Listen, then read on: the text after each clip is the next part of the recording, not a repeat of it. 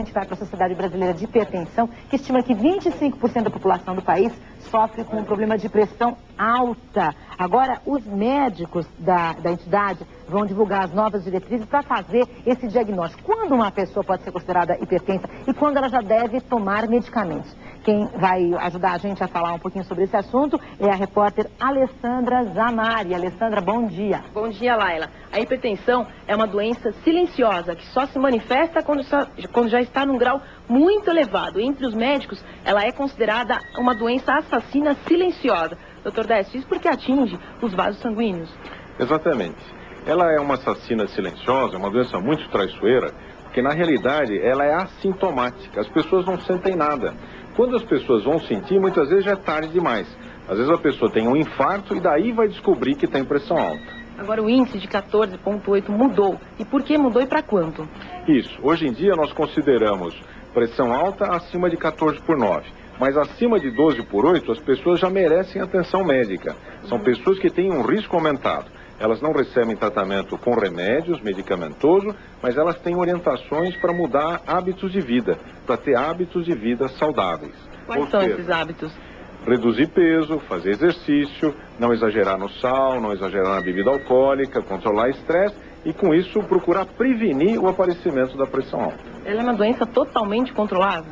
Totalmente controlável. Se você faz o tratamento adequado, com remédios e com as mudanças de hábitos de vida, o seu risco é igual de uma pessoa que não tem pressão alta. O risco que eu digo é o risco de ter um infarto, de ter um derrame ou paralisação dos rins. Nos Estados Unidos houve uma redução considerável devido à prevenção da hipertensão. E no Brasil há uma expectativa para isso? Com certeza. Nos Estados Unidos, desde 1970 até hoje, houve uma redução em torno de 50% dos infartos e dos derrames por causa do tratamento da pressão alta. No Brasil, essa redução é muito menor, em torno de 10% a 15%. Então nós temos muito trabalho pela frente no sentido de controlar melhor a pressão e evitar que as pessoas tenham as consequências da pressão alta. Há uma expectativa em números, por exemplo? Veja, se você 25% da população tem pressão alta, essas pessoas todas estão sob risco. Se você conseguir reduzir isto, é espetacular. E o sistema nervoso também influencia para a pessoa desenvolver, no caso, a hipertensão? Nós sabemos que o estresse eleva a pressão. Ele não é uma causa de pressão alta, mas ele pode, durante um certo período, elevar a pressão e a pessoa fica como se fosse hipertensa. Então aí é importante o cuidado no diagnóstico da hipertensão. Muitas vezes só uma elevação da pressão não é hipertensão, não é doença. A doença hipertensão é quando a pressão é elevada, mantida ao longo do tempo. A pessoa que tem uma elevação por uma situação emocional, uma atividade física, isso não é hipertensão. Ok, obrigado pela participação por enquanto. Voltamos ao estúdio.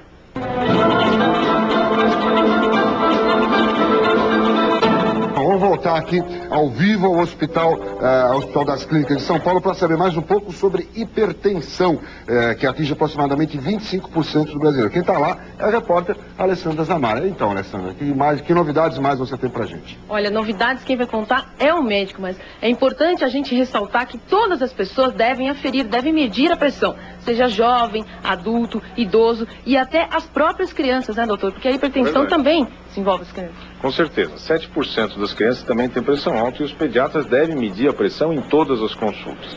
Nos adultos também, é importante que meçam a pressão a cada 6 meses, no máximo a cada ano, para que seja feito o diagnóstico precoce da doença. Se você mede a cada 6 meses, você vai ter no máximo 6 meses de doença, o que é um tempo curto e dá para impedir todas as complicações da doença. Agora o nível de 12,8 vale para todos. Exatamente, para todos os adultos. As crianças, existem tabelas que levam em conta o sexo, a idade, o desenvolvimento da criança para saber qual é o nível normal de pressão.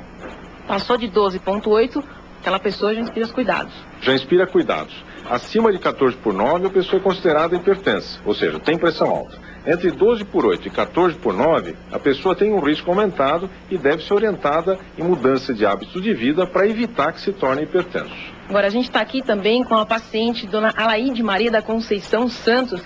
Dona Alaide tem hipertensão há mais de 20 anos. Como é que a senhora controla? Com remédio, ando, faço ginástica, não como comida salgada. Não, e assim se sente bem, fazendo tudo isso? Sinto bem. Emagrecer também um pouco, eu sinto. Quer dizer, doutora, a dona Alaide está seguindo as instruções certas? Ela está bem orientada, a pressão ainda não está controlada, ela está com 16/10. É lógico que aqui nessa situação também tem o estresse, estamos todos aqui. Mas ela está tomando os remédios direitinho e com certeza ela vai controlar a pressão e vai evitar as complicações da doença. Tá certo. Alguma pergunta no estúdio? Alessandra, eu queria só deixar bem realmente frisada essa questão de quando que a pessoa, quer dizer, quando que ela tem que fazer essa medição de pressão, com que frequência, para daí realmente saber se é uma pessoa hipertensa ou não. Então, essa é a grande mensagem para a população. A população precisa medir pressão a cada 6 meses, no máximo a cada ano, para fazer o diagnóstico precoce da doença. Isso é fundamental. Todas as campanhas que se medir pressão em todos os locais chamam atenção para o problema, mas é o médico que faz o diagnóstico. Então, precisa medir a pressão arterial com o médico para saber se tem ou não pressão alta. Ok, obrigada pela participação. Então, se já passou de 6 meses, vamos correr para medir a pressão. Voltamos ao estúdio.